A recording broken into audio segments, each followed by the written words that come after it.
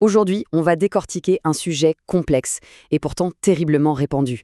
Un schéma qui se répète, que ce soit à l'échelle planétaire ou dans le secret des foyers, le cycle de la violence.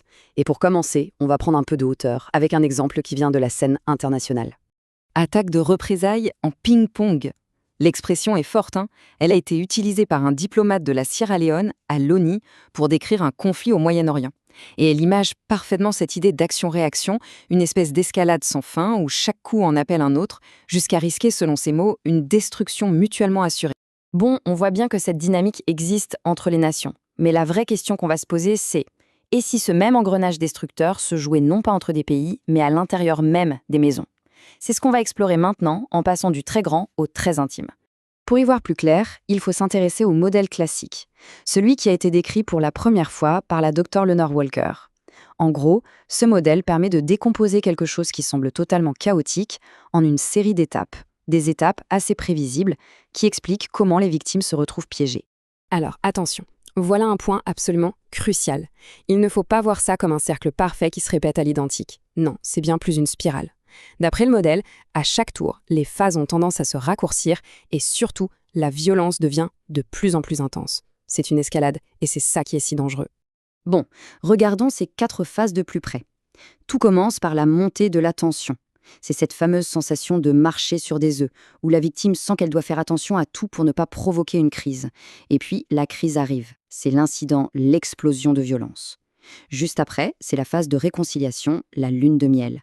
L'agresseur s'excuse, il est plein de remords, il promet de changer. Et enfin, une période de calme s'installe. Tout semble normal, l'incident est comme oublié, jusqu'à ce que la tension recommence à monter et que le cycle reprenne. Mais ce modèle du cycle n'est pas le seul qui existe. Il y a une autre grille de lecture très importante, la roue du pouvoir et du contrôle. Certains experts la trouvent plus juste parce qu'elle ne se concentre pas sur une suite d'événements, mais sur l'objectif central de l'agresseur, garder le pouvoir et le contrôle. Les différentes parties de la roue, comme l'isolement, le chantage, l'intimidation, ce sont des tactiques utilisées en permanence, pas juste à un moment précis du cycle. Et toute cette mécanique nous amène à la question, celle qu'on entend tout le temps et qui est souvent très mal comprise.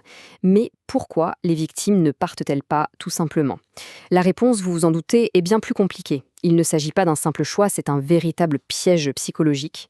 Ici, le concept essentiel, c'est le contrôle coercitif. Ça ne se résume pas au coup, c'est tout un arsenal de stratégies. Les menaces, l'humiliation, l'isolement, le contrôle de l'argent, tout ça vise à démolir l'autonomie et l'identité de la victime. C'est ce contrôle de tous les instants qui rend le départ quasi impossible. Comme le dit une source, les voies de sortie sont à la fois littéralement et psychologiquement fermées. Pour bien mesurer l'ampleur du problème, regardez ce chiffre. 56%. Une étude en Nouvelle-Zélande a montré que c'est la proportion de femmes qui subissent des violences de la part de leur partenaire au cours de leur vie, en incluant la violence psychologique. Ce n'est pas un phénomène rare, c'est une crise de société. Et évidemment, les conséquences ne s'arrêtent pas au couple. Les enfants qui grandissent dans ce contexte, même s'ils ne sont pas directement ciblés, subissent des traumatismes terribles. Ils vivent dans une peur constante, sont déchirés entre leurs 2 parents, leur estime de soi est anéantie. Et le plus grave, c'est que ça augmente le risque qu'eux-mêmes reproduisent ces schémas violents une fois adultes.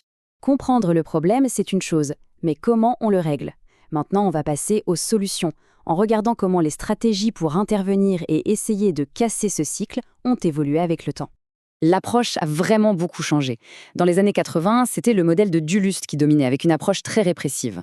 Le problème, c'est qu'en 2004, de grosses études ont montré que ça n'avait qu'un impact très limité sur la récidive. Ça a donc ouvert la porte à de nouvelles approches, basées sur des preuves scientifiques. Et tout récemment, on voit des investissements massifs, comme ces 35 millions de dollars à New York, pour financer des stratégies plus innovantes, qui mettent les personnes survivantes au premier plan.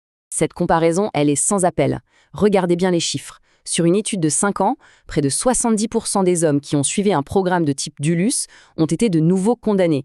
Pour le programme ACTV, qui travaille différemment en aidant les hommes à aligner leurs actions sur leurs valeurs, on tombe à 34%. On divise le taux de récidive par 2. C'est juste énorme comme différence. Alors, c'est quoi la recette pour une meilleure réponse? L'Urban Institute a défini 5 principes clés. Il faut des systèmes qui s'adaptent aux besoins uniques de chaque personne, avec du personnel vraiment bien formé.